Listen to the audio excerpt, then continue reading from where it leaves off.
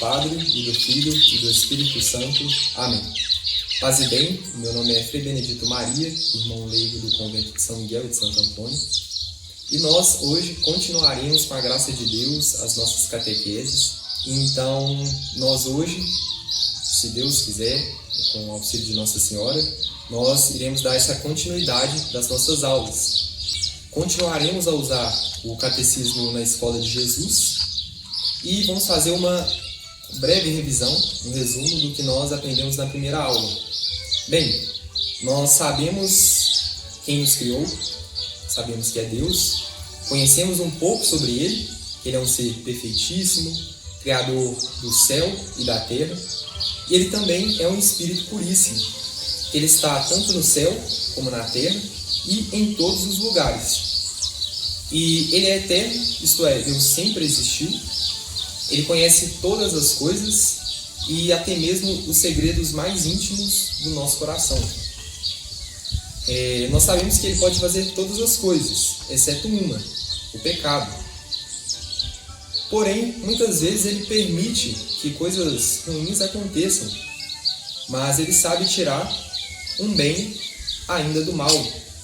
E nós aprendemos que Ele, sendo Criador de todas as coisas, Ele as governa com sabedoria, bondade e justiça infinitas. E nós sabemos sim que nós devemos retribuir a esse Deus com toda a gratidão do nosso coração, por todos os benefícios que recebemos diariamente dele. E sejam os benefícios que vemos, por exemplo, a graça de sermos católicos, de recebermos dele a verdadeira fé, o pão de cada dia, a nossa família, o nosso trabalho e até mesmo as cruzes que ele nos envia por amor. Ou sejam os benefícios que nós não vemos, as desgraças que somos preservados, tanto no corpo como na alma, as tentações que somos livrados, o nosso anjo da guarda, a proteção da Santíssima Virgem Maria. E não seria muito da nossa parte, ao despertarmos, elevar o nosso primeiro pensamento a este bondoso Deus que transborda em seu coração das infinitas misericórdias para com os homens. E o que custaria a nós fazermos com devoção um sinal da cruz, rezarmos as orações da manhã e fazermos a mesma coisa durante a noite? E essas coisas pequenas, porém feitas devotamente, com atenção, agradarão muito a nosso Senhor Jesus Cristo, que nesses dias tão difíceis seria uma forma de consolarmos esse coração que tanto sofre. E tenhamos confiança em Nossa Senhora, porque ela nos manterá firmes nesse caminho, até o final. Então agora nós continuaremos com as questões. E a primeira questão, ela é dividida em 3 partes. Para que fim nos criou Deus? E a primeira parte da resposta, Deus, Ele nos criou para o conhecermos. E o que significaria isso? Bem, uma vez um missionário, ele chegou para um velho, sábio chinês e perguntou a ele: mestre, o senhor sabe o porquê nós somos criados? E a resposta desse velho, sábio chinês foi a seguinte: nós somos criados para comermos arroz. Bem, o senhor é mais sábio que aquele velho e saberá me responder que nós somos, sobretudo, criados para conhecermos a Deus. Quando as crianças, elas despertam a razão, o uso da razão, elas atormentam seus pais com 1001 perguntas.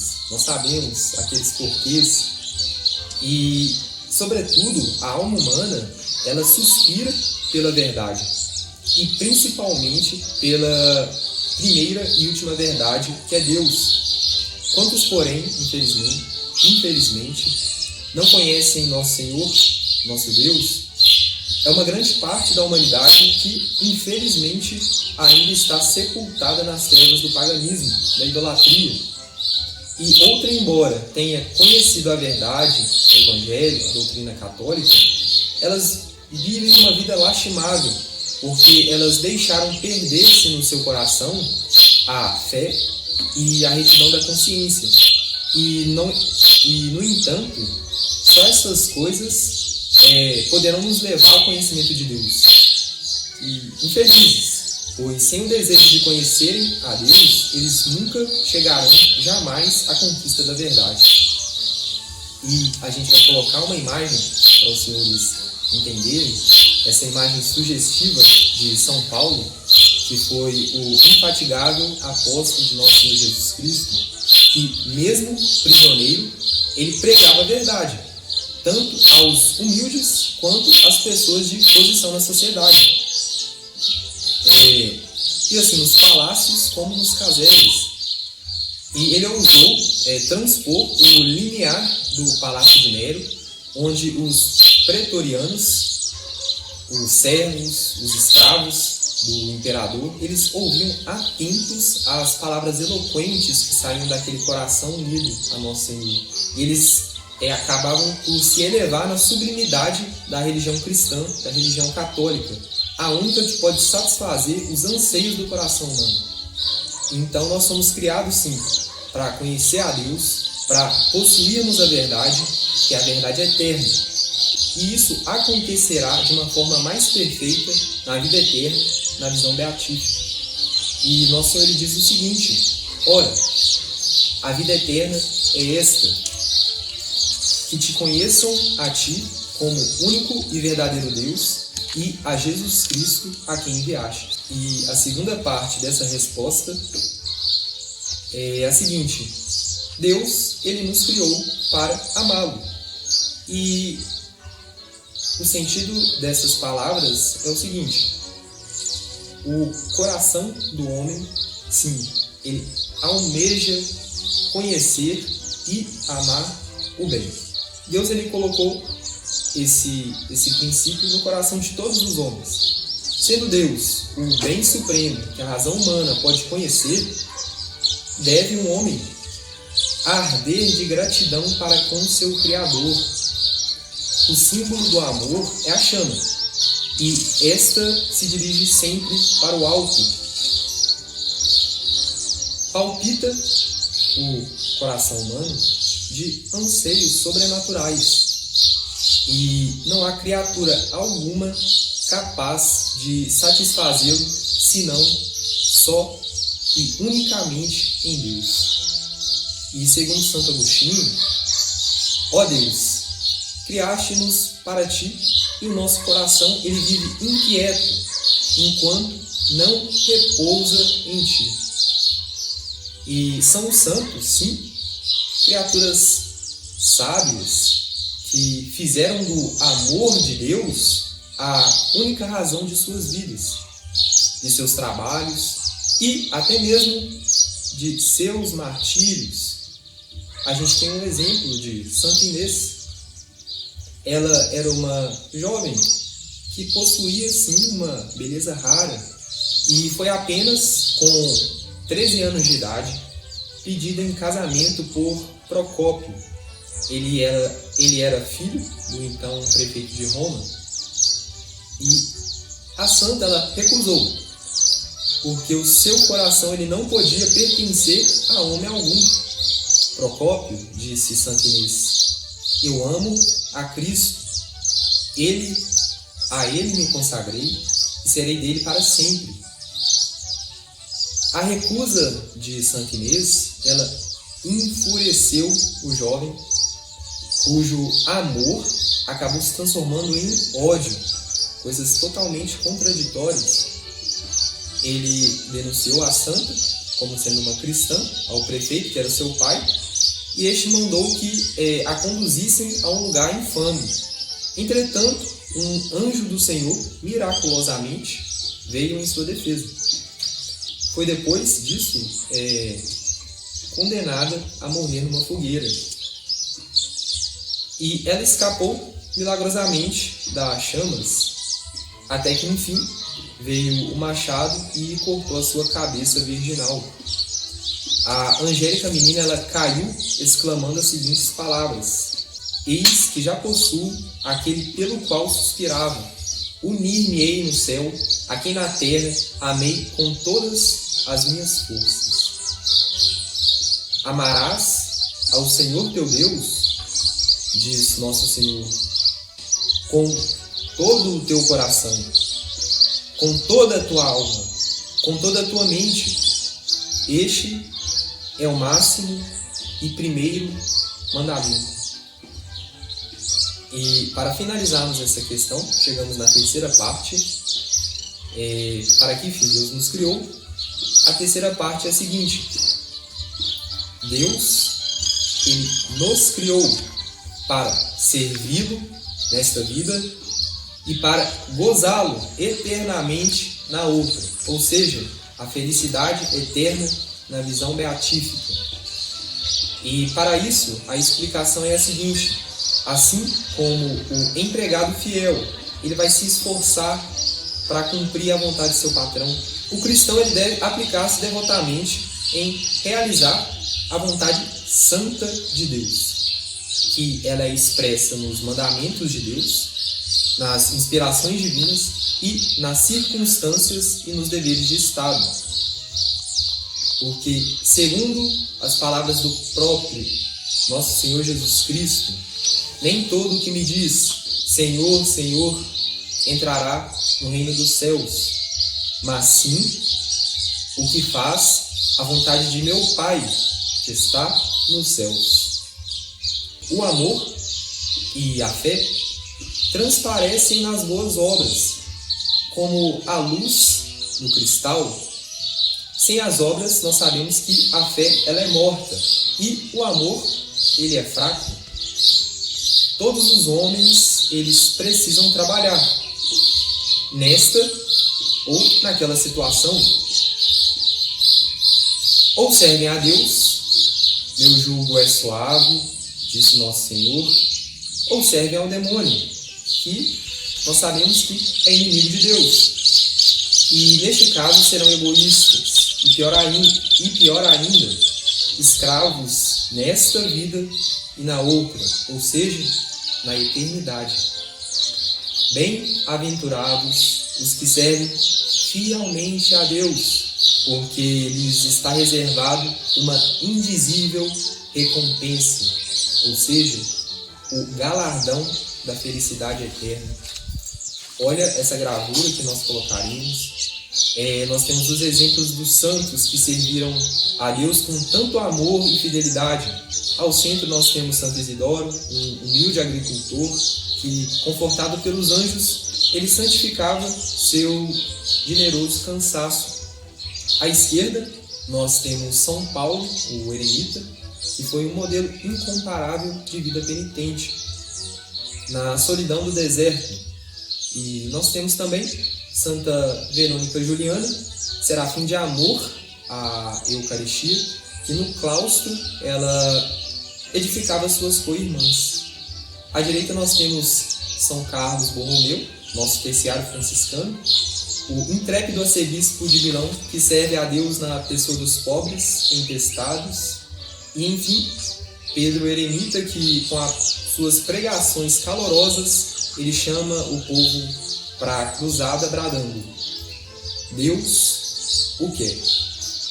Bem, sirvamos também a Deus, cumprindo com fidelidade e conscienciosamente todos os nossos deveres, sejam os mais importantes, sejam os menos importantes. Para Deus tudo é importante, desde que nós fazemos com amor. E essas obras, grandes ou pequenas, nos valerão na eternidade um prêmio eterno. Então, nessa terceira explicação, nós finalizamos a questão 13. E agora a questão 14, o que é o paraíso? O paraíso, ele é o gozo eterno de Deus, a nossa felicidade suma, e nele de todos os outros bens, sem mal algum.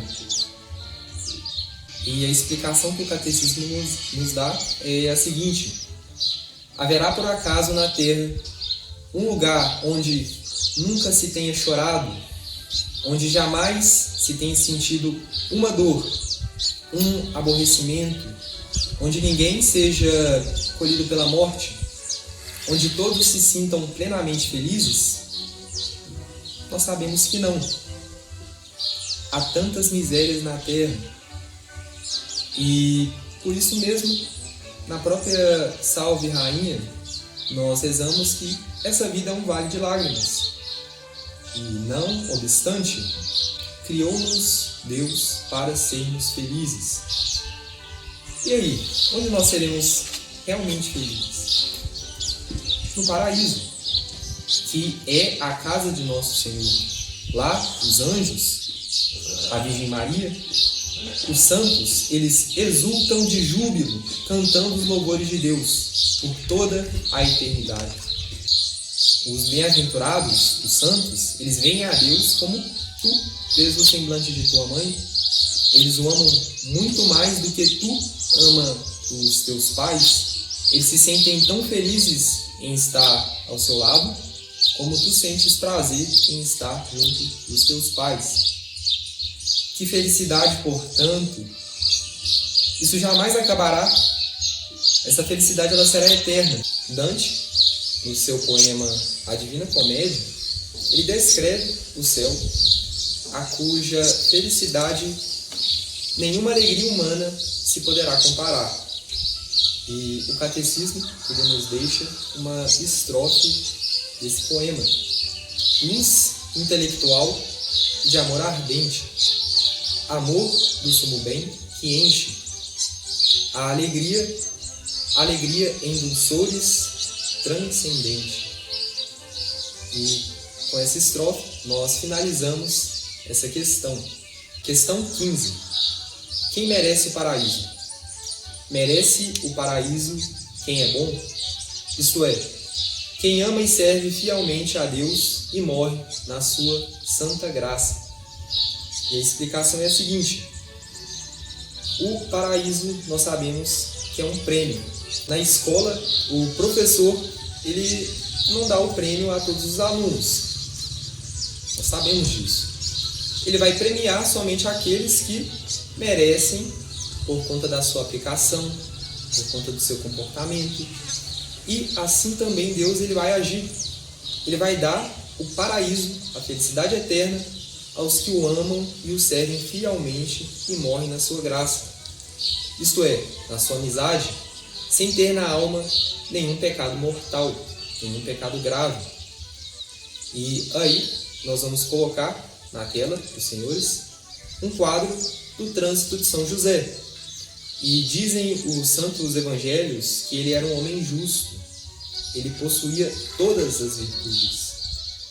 Que doçura, portanto, não terá inundado a sua alma ao sentir-se cada vez mais próximo do prêmio eterno, ao terminar a sua carreira mortal repleto de amor.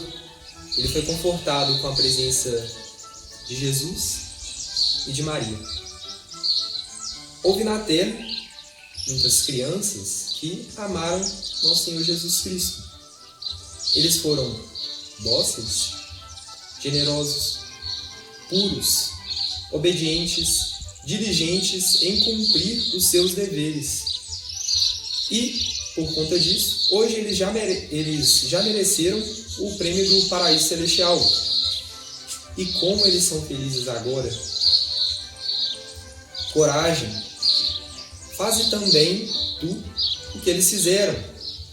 Para os seguires, só é preciso a boa vontade. Nós podemos lembrar da mãe dos Macabeus na Sagrada Escritura. Ela disse ao seu filho, ao ser este torturado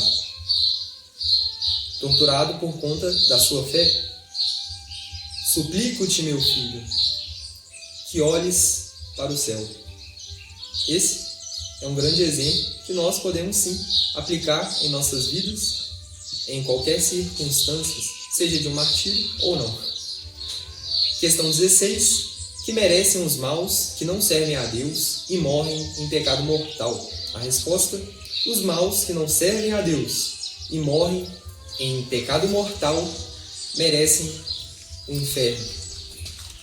E a explicação, nós tiramos um trecho da Sagrada Escritura, que um homem rico, que se vestia de púrpura, narra nosso Senhor Jesus Cristo, e que esplendidamente se banqueteava todos os dias. E havia também um mendigo, coberto de chagas, chamado Lázaro. Ele ficava à porta do rico e desejoso de matar a sua fome com as migalhas caídas da mesa. E como ninguém lhes dava essas migalhas, vinham os cães e também lambiam as suas feridas. Morre Lázaro e ele foi transportado pelos anjos ao seio de Abraão, ou seja, o céu. Morreu também um rico, e este foi sepultado no inferno. No meio de seus tormentos, o rico ele vai levantar os olhos e ele vê a felicidade de Lázaro, então ele grita: Pai Abraão, tende piedade de mim, mandai Lázaro molhar a ponta de seu dedo para vir refrigerar a minha língua nestas chamas. Mas Abraão responde: Filho, lembra-te de que recebestes muitos bens durante a vida e fechastes o coração às necessidades de teus irmãos. Lázaro, ao contrário, ele só teve sofrimento e suportou com paciência. Além disso, há entre nós um abismo incomensurável, de modo que não nos é possível chegarmos até onde estás, nem tu até nós. Entre aquilo que é bom e aquilo que é mal, ou seja, entre o bem e o mal, há um abismo incomensurável, assim como entre Deus e o pecado. O bem, ele merece o prêmio, e o mal, ele merece o castigo. E, segundo nosso Senhor, ele nos exorta: entrai pela porta estreita, porque larga é a porta e espaçoso é o caminho que conduz à perdição, e muitos são os que entram por ela. E com essa passagem da Sagrada Escritura, nós finalizamos essa questão. Questão 17. O que é o inferno? O inferno é o sofrimento eterno da privação de Deus, que é a nossa felicidade, e do fogo com todos os outros males, sem nenhum bem. E nesse quadro que nós colocaremos, ele vai reproduzir a expressão dramática, a precipitação surda e desesperada dos condenados ao inferno, que os levou à sentença do divino juiz.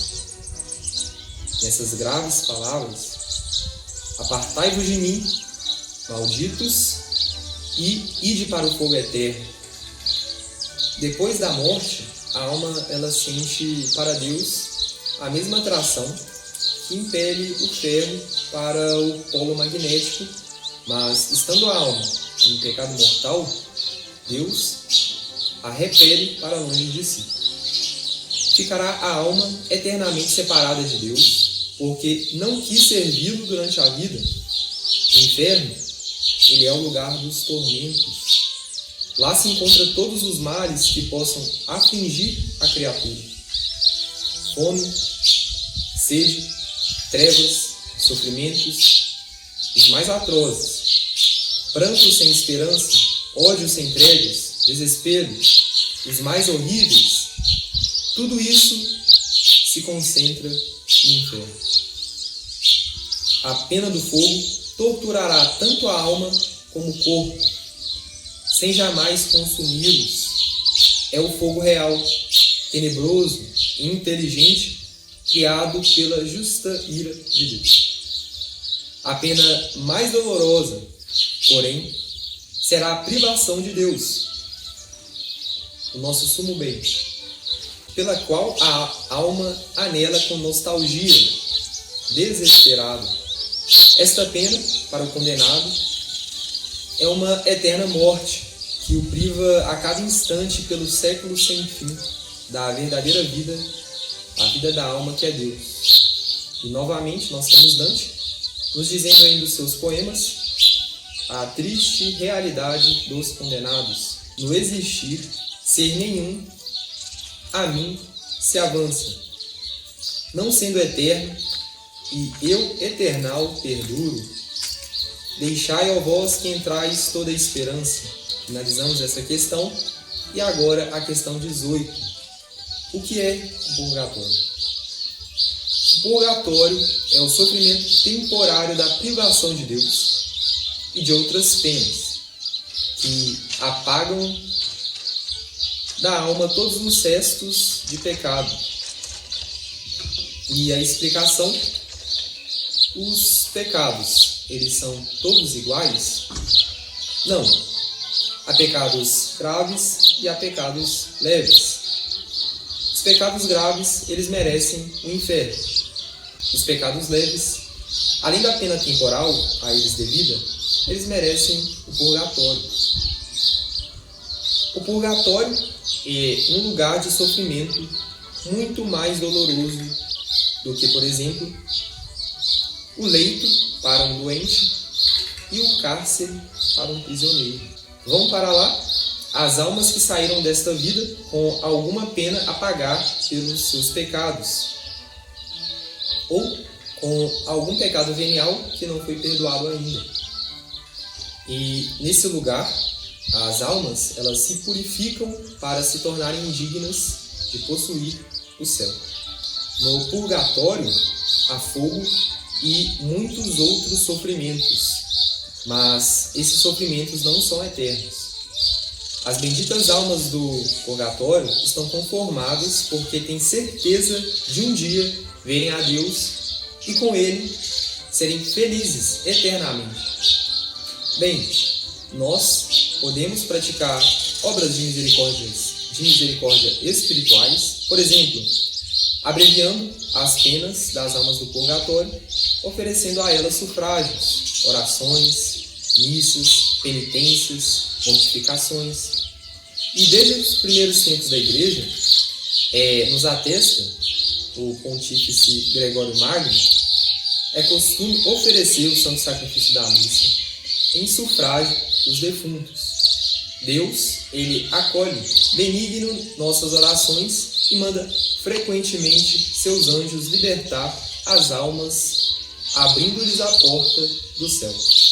É, pois, um santo e salutar pensamento orar pelos defuntos, para que sejam livres dos seus pecados. Questão 19. Por que premia Deus os bons e castiga os maus? Deus, ele premia os bons e castiga os maus porque é justiça infinita. E para explicarmos essa questão, o catecismo ele dá o seguinte exemplo. Na escola, o professor ele recompensa os alunos diligentes e ele castiga por justiça os preguiçosos. É porque o bem ele merece o prêmio e o mal merece o castigo. Assim que é a justiça. Deus não é só justo, mas Ele é a própria justiça. É a justiça infinita e por isso Ele recompensa os bons com o paraíso e castiga os maus com o inferno. E nos conta a história sagrada que um piedoso israelita chamado Mardoqueu salvara a vida do poderoso rei Assuero, revelando-lhe uma conspiração tramada contra ele.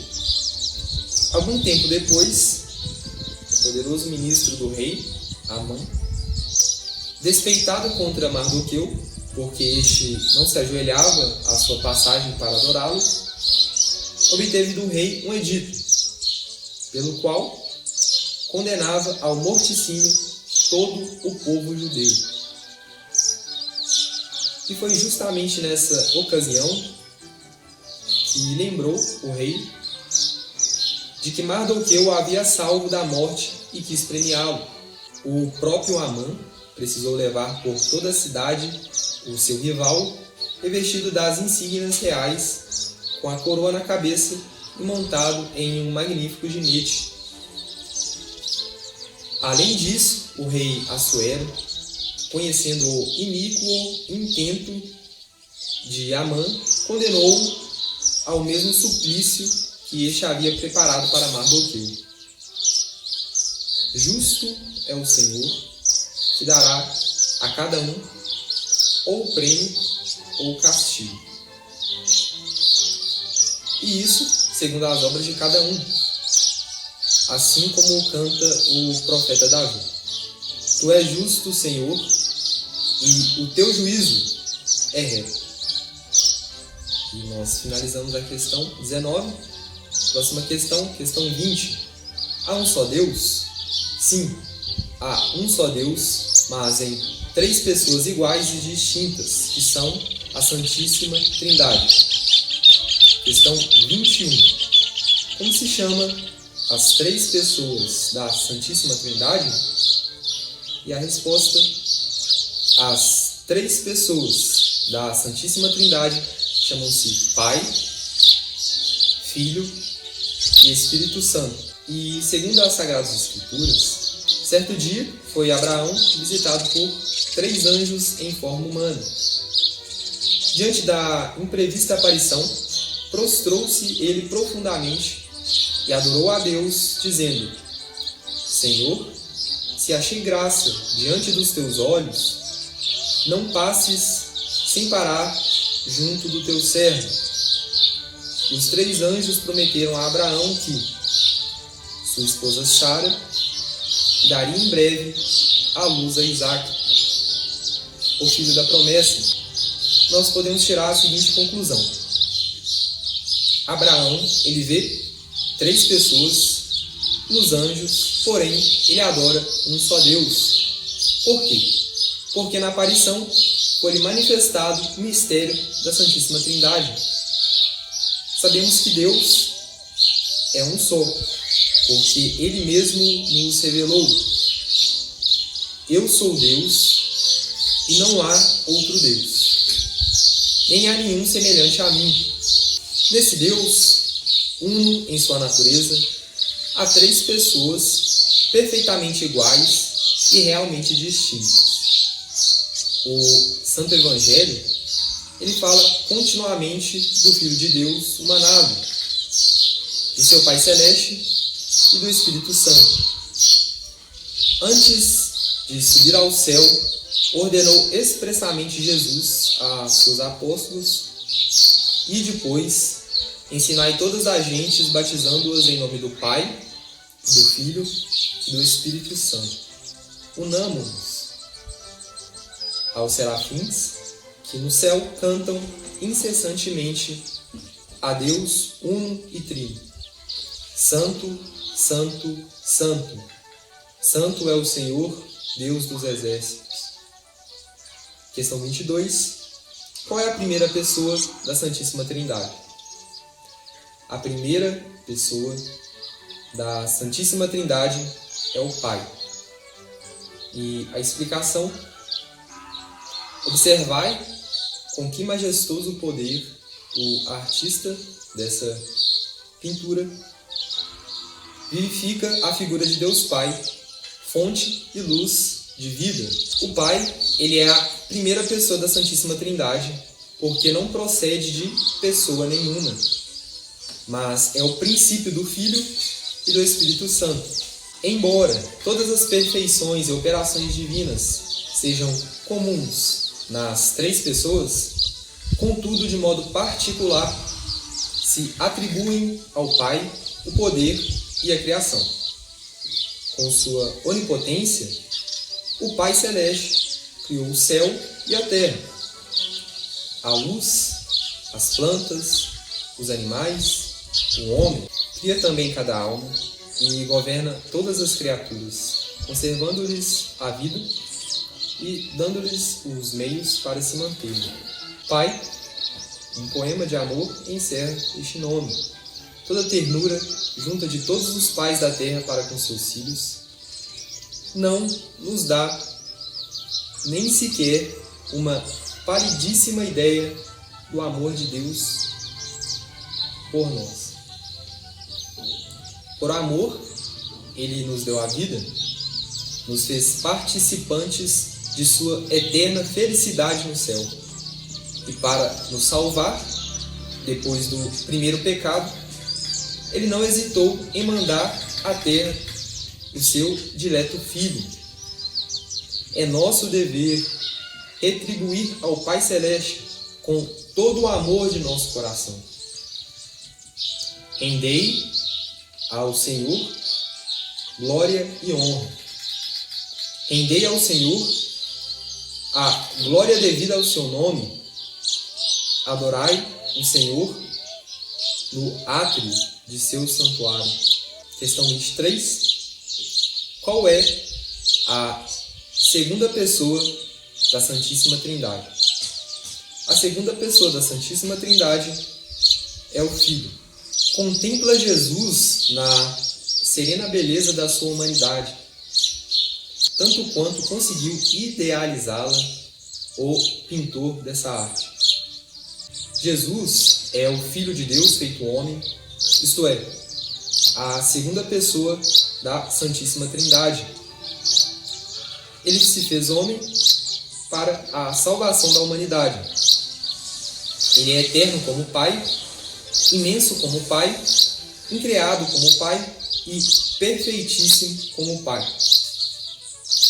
Costuma-se também dar o nome de Verbo ao Filho de Deus, ou de sabedoria eterna, porque gerado pelo Pai, não de modo humano, mas por via de pensamento, é tão perfeito o Pai, que em se contemplar a si mesmo, dá vida real ao seu pensamento, e este é o seu divino Filho. Atribuem-se ao Filho as obras da sabedoria, a ordem que há no mundo e a sua conservação. Ele é, de São Paulo, a imagem de Deus invisível, o primogênito de toda criatura. Tudo foi criado por ele e para ele. O Evangelho de São João, ele começa com esse prelúdio. No princípio era o Verbo, e o Verbo estava em Deus. E o Verbo era Deus. E o Verbo se fez carne e habitou entre nós. O Pai, ele confirmou no Monte da Transfiguração que Jesus Cristo é o Verbo encarnado, gerado pelo Pai. Este é o meu Filho caríssimo. Ouvi. A última questão desse catecismo é a seguinte: qual é a terceira pessoa da Santíssima Trindade? A terceira pessoa da Santíssima Trindade é o Espírito Santo.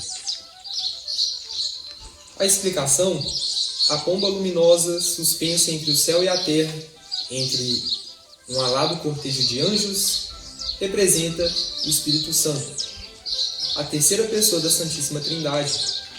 De fato, foi em forma de pomba que o Espírito Santo pousou sobre a cabeça de Jesus no dia do seu batismo. O Espírito Santo é amor, amor pessoal, subsistente do Pai e do Filho. Do Pai e do Filho procede como de um único princípio e de uma mesma operação. O Pai, gerando o Verbo, ama-o com infinita ardência. O Filho, por sua vez, sente-se totalmente abrasar de amor para com o Pai. Este amor mútuo entre o Pai e o Filho, ele dá origem ao amor subsistente, isto é, a terceira pessoa da Santíssima Trindade. O Espírito Santo, ele é Deus, como o Pai e o Filho. Ele é igualmente eterno, incriado, imenso e onipotente. E atribuem-se particularmente ao Espírito Santo as obras de amor e de santificação das almas. E nos sacramentos, especialmente na Crisma, o Espírito Santo ele infunde nas almas a abundância de suas graças e de seus dons. A divina graça, ela transforma a alma em tabernáculo vivo e o corpo o templo de Deus, e este nunca deve ser profanado pelo pecado. Vinde, Espírito Santo, enchei os corações de vossos fiéis e acendei neles o fogo do vosso divino amor. Isso é um trecho tirado da liturgia de Pentecostes.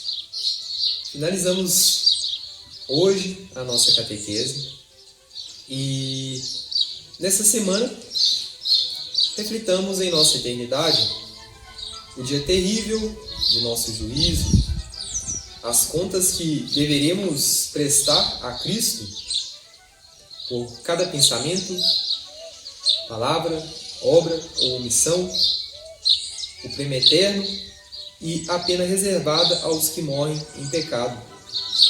E enquanto temos vida e podemos nos corrigir, este é o tempo de misericórdia.